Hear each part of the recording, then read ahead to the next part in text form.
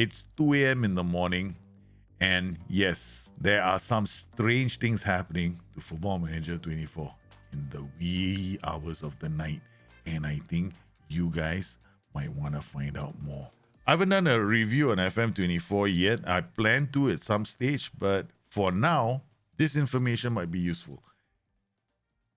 I'm playing in the Van Rama National North with Gloucester City. Now, Gloucester City, let's just set the stage here. They're looking to establish themselves in the Van Rama National North. They're not expected to do very well. I mean, they've got really average players. Some of these players shouldn't even be playing as defenders. And well, we kind of stuck to a really defensive system just to get results. And along the way, by the way, I've noticed that in quite a few of my matches, I've been conceding penalties. Yes, penalties. There seem to be a lot of penalties in the game on Football Manager 24. The teams in the league have all played around 11 games, but a total of 54 penalties have been awarded. That's, to me, it seems like a lot of penalties. Now, I'm trying to dig up numbers, but all I can find are numbers for the National League. And in the National League, they have already played at least 21 games, and only 27 penalties were awarded in the National League. So that's the only league I have for comparison. And if you have other information, I would love to know whether 57 penalties after teams have played 11 games is normal. Because it almost feels like I'm getting a penalty every other game or conceding one. Depends on which end of the stick I'm getting. Speaking about painful, I've got the second piece of news, should be even more interesting. The thing is this. When you look at set pieces, there's a maximum number of players you can put into the area, right? So what would happen if I only left one behind? The issue becomes, how do you mark so many players in the box? So I decided to stack up as many players as I can. And guess what happened? We are generating goals from set pieces that look too good to be true. Whenever I'm attacking a corner, I've got 3 at the edge of the area. The idea here is for me to retain possession of the ball, right? If I retain possession of the ball, the AI always has to get into a reset position, but I'm already attacking them. I only need one player back here. The taker might come out, and this normally allows me to restart the attack very effectively. And I have scored quite a number of goals from corners this season. I mean, I'm not topping the league by any chance, but we are scoring quite a lot, and I'm actually kind of happy with this routine. Of course, you can do the same thing with the far post. The trick here that I realized is it's not really much of a trick, but you put a few players lurking at the edge of the area. The AI has to come out. You can also have one more setup where you can ask a player to come short. When he comes short, it pulls somebody out as well, and that removes one player from the equation. Sometimes Mark Keeper is the one that I will rather take out. You can bring him here and then ask him to come short. This will draw one more player out of the area. So you've got 3 players lurking outside. Basically, now we have 4. So now we've got 4 players lurking outside. We go attack near post, lurk at near post, one more lurking at the far post, attack ball from the edge of the area. You've covered your players who are going to attack the area. And this is a very powerful routine, because if they clear the ball, you've got at least 4 players who can help you recover. I generally would recommend that you have a fast defender here, because that's the only one we've got.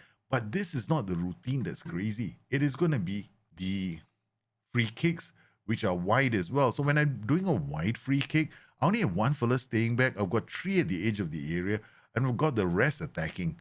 And you can do the same thing even for free kicks within the same shooting range. Again, here we've got a lot of players, but this routine is the most interesting routine because we've got 4.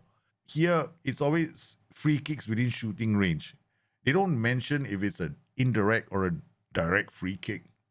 And, it just becomes quite easy to set up. Now, when it comes to defending all these free kicks, I haven't done very much. But when it comes to those wide free kicks, I only have one player at the wall. Now, I find that right now, if I have more, because the default has at least 3 inside here. Now, if the default comes with 3, I normally take these guys out and put them into trackers or player mark and go back. Because what you really want is to block the area with as many players as you can. Now, whether you play a defensive line that's high, I mean, here you generally need very good players. I am Gloucester City. We are not that good. We're going to screw things up. So I just have one player at the far side because it's physics. The ball goes this way. It's easier for the ball to travel here. And, I'm just hoping that he's going to be further away from defenders because I don't normally see defenders standing next to him. And we get this zonal and man marking done together.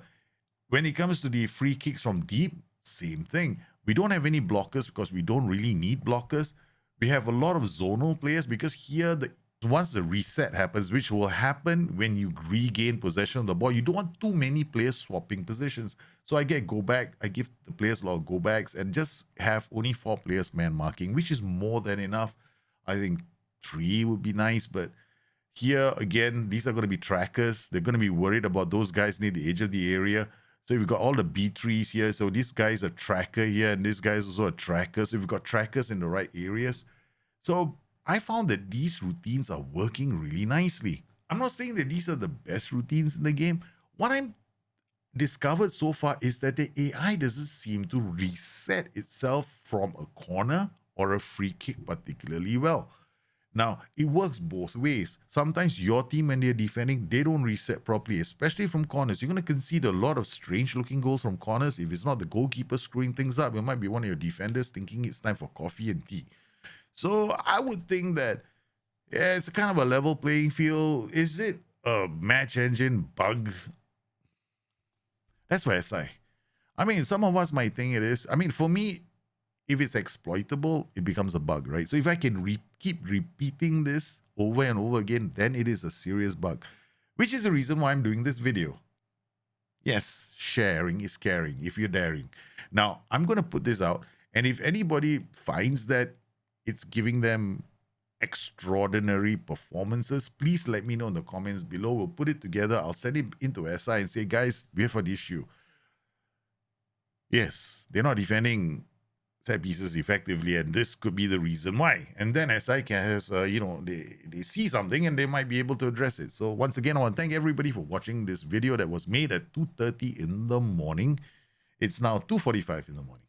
So if you had fun, let me know below. Stay safe, take care of yourselves. I'll see you again soon. It's time now for me to go to sleep.